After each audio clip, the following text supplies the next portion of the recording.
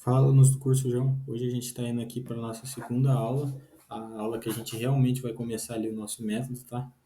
E aqui a gente já vai começar a acertar alguns dias na semana. Claro que a gente vai começar ali com os dias mais simples, a gente ainda vai ter uma segunda aula, tá?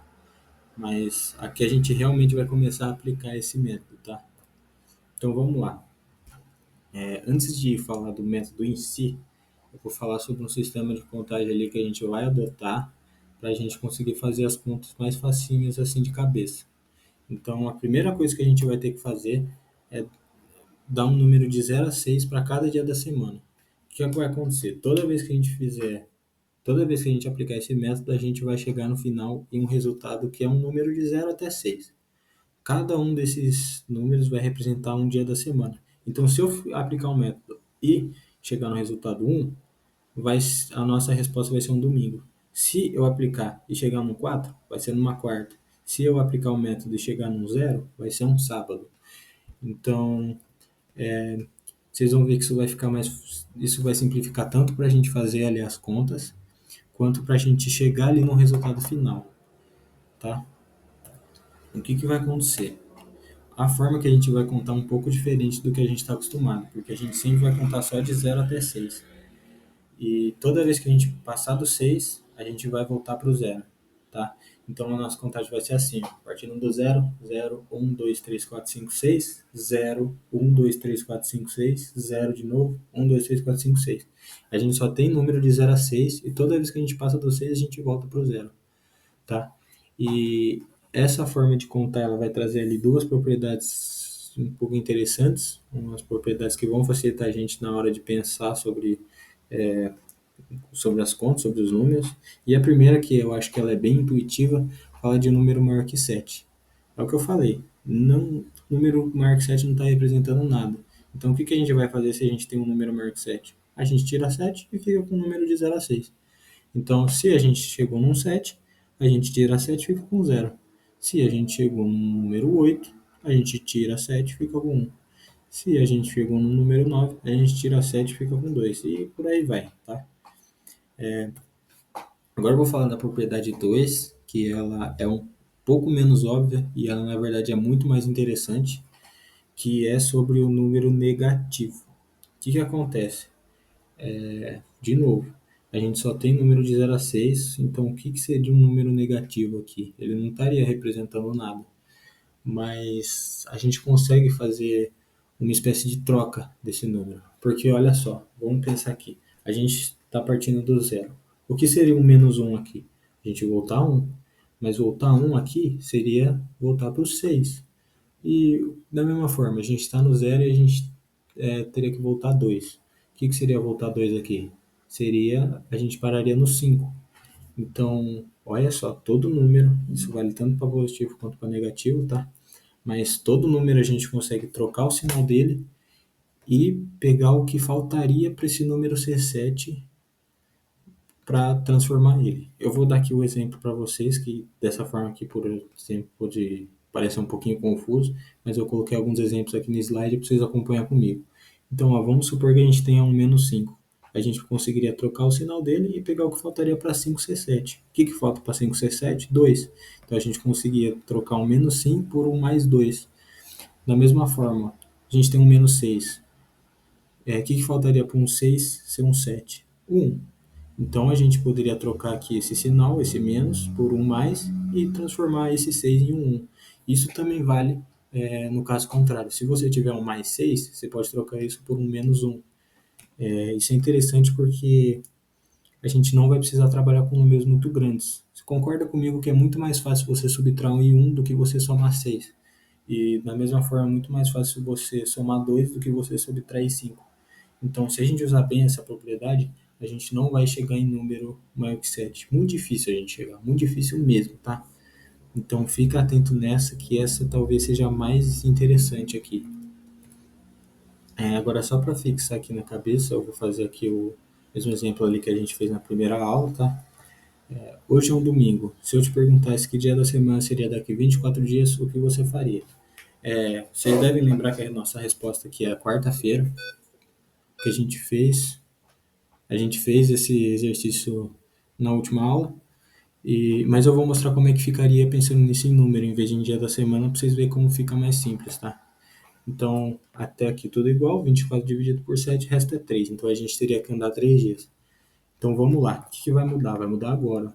Hoje é um domingo, então a gente está partindo do um, de acordo com aqueles números que a gente adotou para cada dia da semana. A gente está partindo do um. A partir do um, que é o domingo, a gente teria que andar 3 dias. Então, um mais 3, 4. 4, quarta-feira, tá? Você está vendo como é mais simples você pensar que um mais 3 é igual a 4 do que você pensar que domingo mais 3 dias é quarta-feira? Então, é por isso que é interessante você adotar esse número, tá?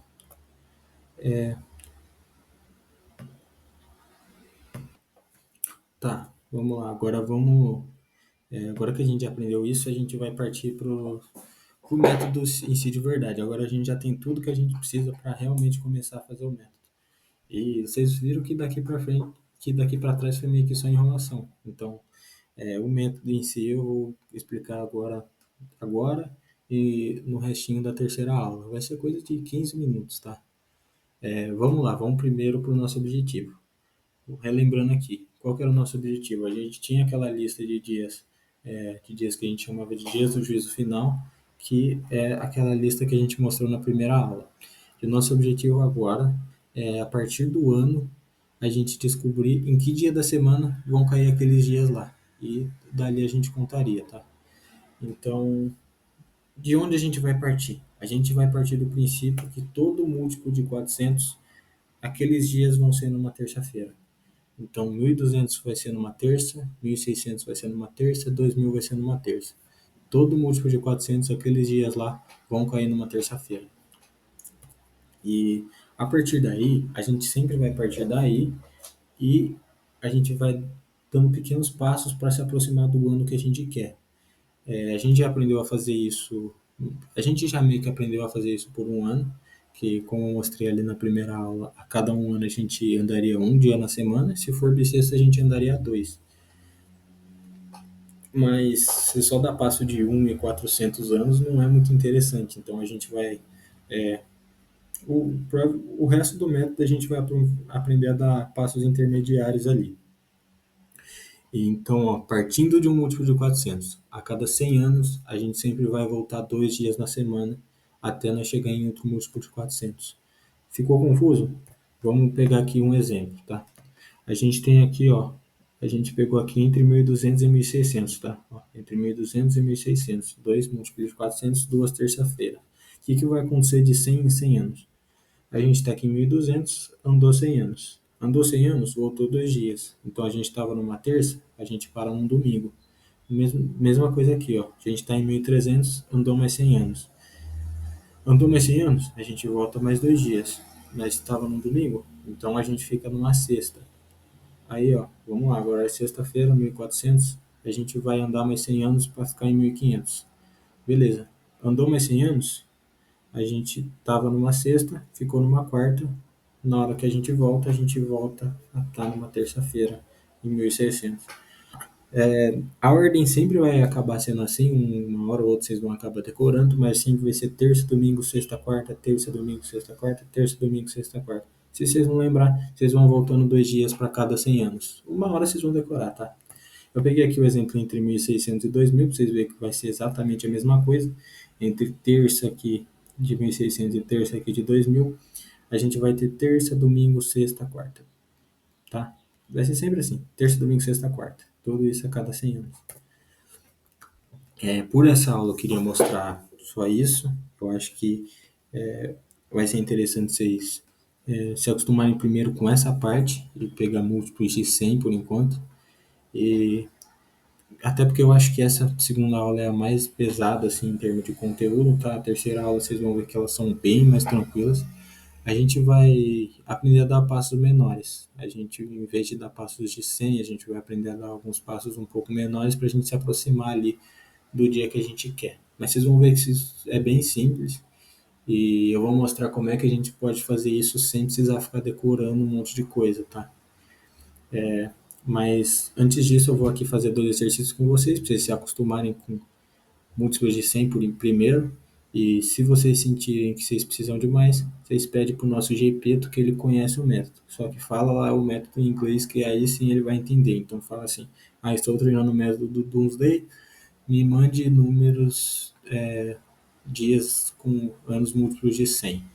Ele vai saber do que você está falando e ele vai até corrigir com você, tá? Então vamos lá. Nosso primeiro exercício aqui que eu peguei bem simples, 4 de abril de 1300. 1200 é um múltiplo de 400, então a gente vai partir daí. Então, em 1200 vai ser uma terça-feira, a gente parte do 3. E o que acontece? Para chegar em 1300, a gente tem 100 anos. Então, a gente vai tirar 2 dias. 3 menos 2, 1, domingo. O que isso significa? Que o dia do juízo final de 1300 foi num domingo. E se a gente voltar lá, a gente lembrar da nossa listinha de dias de juízo final, a gente vai lembrar que todo ano que é par e é maior que 2 vai ser o número do próprio dia do mês. Então, o dia do juízo final de abril é dia 4 mesmo. Então, a gente já chegou na conclusão que no dia 4 de abril de 1300 foi um domingo. Tá? Esse primeiro exercício foi bem simples, tá? Foi só para motivar um pouquinho. Eu peguei aqui um exercício um pouquinho mais complicado, que a gente já vai usar um pouquinho mais de coisa, que é 3 de setembro de 1900, tá? Então vamos lá. A gente sabe que a gente parte ali do múltiplo de 400 sempre. 1600 caiu numa terça. Então a gente vai, a partir de 1600 a gente tem que subir 300 anos para chegar no 900. O que significa subir 300 anos? Significa voltar 6 dias na semana. Então vamos lá, vou acompanhar aqui a conta com vocês. Ó. 3 que a gente está partindo de terça-feira, menos 6. Mas, ó, de acordo com aquela propriedade 2 que a gente tinha visto, menos 6 é a mesma coisa que mais um. Então a gente pode fazer aqui 3 mais 1, 4, quarta-feira. 1900, o dia do juízo final vai ser numa quarta, tá? E uma hora vocês vão acabar decorando isso, tá? Mas por enquanto é bom vocês fizerem desse jeito, tá? Aí a gente tem que lembrar lá. Nossa, e setembro? Setembro é mês 9. O que a gente tinha ali daquela lista? Eu trabalho das 5 às 9 no mercado 7-Eleven. Então, 5 com 9. No mês 9, a gente tem o dia 5. Então, a gente descobriu que dia 5 do 9 de 1900 foi uma quarta-feira. Então, a partir daí a gente tem que tirar 2 dias para chegar no dia 3. Então, 4 menos 2, 2, segunda-feira. E a gente chegou na conclusão que dia 3 de setembro de 1900 foi uma segunda-feira. Era isso que eu queria mostrar por enquanto, tá? Nessa aula. E até a próxima aula. Essa é mais dificinha mesmo em termos de conteúdo. Próxima aula vocês vão ver que é bem simples. A gente já está fechando aqui o método, tá? Então é isso. Até a próxima aula.